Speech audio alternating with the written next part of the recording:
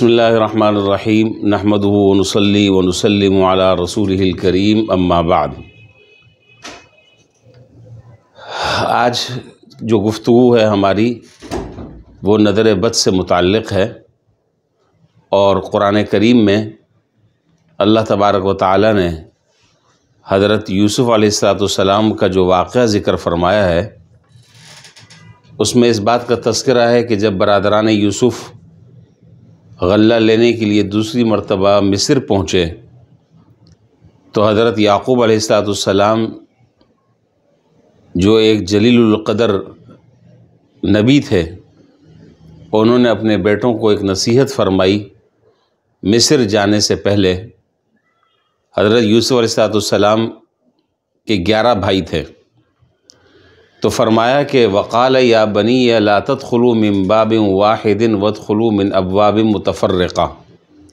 نصیحت یہ فرمائی حضرت یعقوب علیہ السلام نے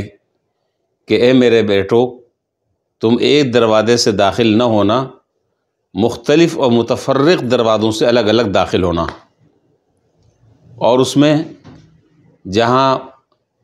کچھ اور حکمتیں تھیں، وہاں ایک بہت بڑی حکمت یہ بھی تھی کہ جب سارے کے سارے ایک دروازے سے داخل ہوں گے تو کہیں ایسا نہ ہو کہ کوئی نظر لگ جائے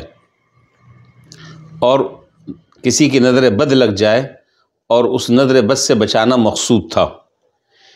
اس لیے حضرات مفسرین رحمہم اللہ نے اس آیت کی ذیل میں لکھا کہ نظر کا لگ جانا یہ برحق ہے۔ قرآن کریم کی اس آیت سے بھی ثابت ہوتا ہے کہ نظر انسان کو لگتی ہے، اور احادیث میں جناب نبی کریم صلی اللہ علیہ وسلم کی 1 2 3 4 نہیں بے شمار روایتیں ایسی ہیں کہ جن سے یہ بات واضح ہوتی ہے کہ انسان کو نظر لگتی ہے۔ چنانچہ ایک حدیث میں حضور اکرم صلی اللہ علیہ وسلم نے ارشاد فرمایا، العین حق ولو کان شیء سابق القدر سبقته العین، کہ نظر لگنا برحق ہے۔ اور ایک اور حدیث میں آپ نے فرمایا کہ ان العین لتدخل الرجل القبر والجمل القدر، کہ یہ نظر ایک ایسی چیز ہے کہ جو انسان کو قبر میں پہنچا دیتی ہے اور اونٹ کو ہنڈیا میں ڈال دیتی ہے۔ تو معلوم یہ ہوا کہ نظر لگنا برحق ہے۔ ضروری نہیں کہ ہمیشہ نظر کسی برے آدمی کی لگے، یا آپ سے جو آدمی حسد کر رہا ہے، یا جو آدمی آپ سے جیلس ہو رہا ہے اسی کی نظر لگے، یہ کوئی ضروری نہیں ہے۔ بس اوقات ماں کی نظر بھی اپنے پیارے بچے کو لگ جاتی ہے، باپ کی نظر بھی اپنے بچے کو لگ جاتی ہے۔ اس لیے نظر لگنا یہ ایک برحق ہے، اور احادیث سے یہ ثابت ہے۔ حدیث شریف میں ہے کہ 2 صحابی تھے، اور دونوں صحابی بدری صحابی تھے، اور دونوں جلیل القدر صحابہ میں ان کا شمار ہوتا ہے، اور السابقون الاولون میں دونوں کے دونوں حضرات شامل ہیں۔ اور ایک صحابی تھے حضرت سہیل بن حنیف رضی اللہ تعالیٰ عنہ، اور دوسرے صحابی تھے حضرت عامر بن ربیعہ رضی اللہ تعالیٰ عنہ۔ تو ایک مرتبہ ایسا ہوا کہ حضرت سہیل بن حنیف رضی اللہ تعالیٰ عنہ وہ غسل فرما رہے تھے، اور انہوں نے اپنا کرتا اتارا ہوا تھا۔ اچانک سامنے سے حضرت عامر بن ربیعہ یہ گزرے، اور انہوں نے جب ان کا جسم دیکھا تو ان کی زبان سے یہ نکلا کہ کتنا اچھا اور خوبصورت جسم ہے،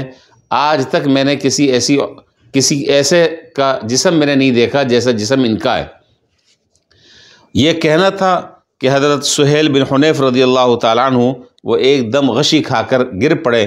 ان کے بیٹے حضرت ابو امامہ رضی اللہ تعالیٰ عنہ اپنے والد کو لے کر جناب نبی کریم صلی اللہ علیہ وسلم کی خدمت میں حاضر ہوئے، اور پورا واقعہ ذکر فرمایا۔ آپ نے کہا کہ عامر بن ربیعہ کو بلاؤ۔ چنانچہ جب حضرت عامر بن ربیعہ رضی اللہ تعالیٰ عنہ تشریف لے کر آئے تو آپ نے فرمایا کہ تم میں سے کوئی آدمی اپنے بھائی کو کیوں مارتا ہے؟ اگر اس کو کوئی چیز اچھی لگتی ہے تو اسے یہ کہنا چاہیے ما شاء اللہ لا قوت الا باللہ، یا یہ کہنا چاہیے بارک اللہ لک۔ تو اس طرح کے جملے کہنے چاہیے، اس سے انشاءاللہ نظر بد سے آدمی محفوظ رہتا ہے۔ پھر حضور اکرم صلی اللہ علیہ وسلم نے ان کا علاج بتلایا۔ آپ نے فرمایا حضرت عامر بن ربیعہ کو کہ جن کی نظر لگی تھی، آپ نے فرمایا کہ تم وضو کرو اور وضو کر کر اپنا جتنا تمہارا پانی ہے اعضائے مغسولہ کا، وہ سارا کا سارا پانی ایک جگہ جمع کرو اور جمع کر کر وہ سارا پانی حضرت سہیل بن حنیف رضی اللہ تعالیٰ عنہ پہ ڈالو۔ چنانچہ انہوں نے اپنے اعضاء کو سارے دھویا اور اپنے ناف سے نیچے کا جتنا حصہ ہے وہ سارا پانی سے دھو کر اس پانی کو جمع کیا اور حضرت سہیل بن حنیف رضی اللہ تعالیٰ عنہ کے جسم پر جب ڈالا تو اللہ تعالیٰ نے اس سے انہیں افاقہ نصیب فرمایا۔ اسی طریقے سے جناب نبی کریم صلی اللہ علیہ وسلم کے پاس جب بچے آیا کرتے تھے تو آپ ان پر دم کیا کرتے تھے، اور ان کو جب نظر لگ جاتی تھی تو آپ کچھ کلمات پڑھتے تھے اور کلمات پڑھ کر آپ ان پر دم کرتے تھے۔ اسی طریقے سے آپ نے گھر میں خواتین کو بھی یہ بات سکھلائی تھی کہ اگر نظر لگ جائے کسی کو تو وہ ان کلمات کو پڑھے، اعیذک بکلمات اللہ التامات من شر کل شیطان ہامہ ومن کل عین لامہ۔ یہ بڑی عجیب و غریب دعا ہے جو حدیث سے ثابت ہے اور جس کی تلقین حضور اکرم صلی اللہ علیہ وسلم نے کی ہے، لہذا جب بھی کسی کے بارے میں یہ اندیشہ ہو یا یہ ایک اندازہ ہو کہ اس آدمی کو نظر لگ گئی ہے تو یہ کلمات پڑھ لینے چاہیے اور یہ پڑھ کر دوسرے آدمی پر دم کر دے تو اللہ تعالیٰ نے چاہا تو انشاءاللہ اس سے حفاظت رہے گی۔ اسی طریقے سے سورہ ملک کی آیت ہے فرجع البصر هل ترى من فطور ثم ارجع البصر کرتین ينقلب الیک البصر خاسئا وهو حسیر۔ یہ آیت 11 مرتبہ پڑھی جائے، اور سورہ قلم کی جو آخری آیت ہے وَإِن يَكَادُ الَّذِينَ كَفَرُوا لَيُزْلِقُونَكَ بِأَبْصَارِهِمْ لَمَّا سَمِعُوا الذِّكْرَ وَيَقُولُونَ إِنَّهُ لَمَجْنُونٌ وَمَا هُوَ إِلَّا ذِكْرٌ لِلْعَالَمِينَ۔ یہ آیت 11 مرتبہ پڑھیں، اور اگر کوئی آدمی اپنے اوپر دم کر رہا ہے تو وہ یوں کہے آخر میں اللہم بارک علیہ، اور اگر کوئی کسی اور پر دم کر رہا ہے تو وہ یوں کہے ان دونوں آیتوں کے بعد اللہم بارک علیہ۔ تو یہ 11 مرتبہ جو ہے یہ تینوں چیزیں پڑھ کر دم کر لیے جائے، اللہ تعالیٰ نے چاہا انشاءاللہ ہر طرح کی نظر بد سے انسان محفوظ رہے گا اور اللہ تعالیٰ اسے عافیت عطا فرمائیں گے۔ اسی طرح بخاری شریف میں روایت ہے کہ حضرت ام سلمہ رضی اللہ تعالیٰ عنہ اس روایت کی راویہ ہیں، وہ فرماتی ہیں کہ جناب نبی کریم صلی اللہ علیہ وسلم ایک مرتبہ ان کے گھر تشریف لائے، ایک لڑکی کو دیکھا کہ جس کے چہرے پر ایک دھبا سا تھا، تو آپ نے فرمایا کہ اس کو جھاڑ پھونک کرو اور اس کے اوپر اس کو نظر بد لگ گئی ہے، اس کی نظر بد کو دور کرو۔ تو معلوم یہ ہوا کہ ان دعاؤں کا اہتمام کرنا چاہیے، اور قرآن کریم سے بھی ثابت ہو رہا ہے اور احادیث سے بھی ثابت ہو رہا ہے کہ نظر کا لگنا برحق ہے۔ اللہ تعالیٰ سے پناہ مانگنی چاہیے، جب کسی کی کوئی چیز ہمیں اچھی لگے تو ہمیں یہ کہنا چاہیے ماشاء اللہ لا قوت الا باللہ۔ اللہ تعالیٰ ہمیں حضور اکرم صلی اللہ علیہ وسلم کی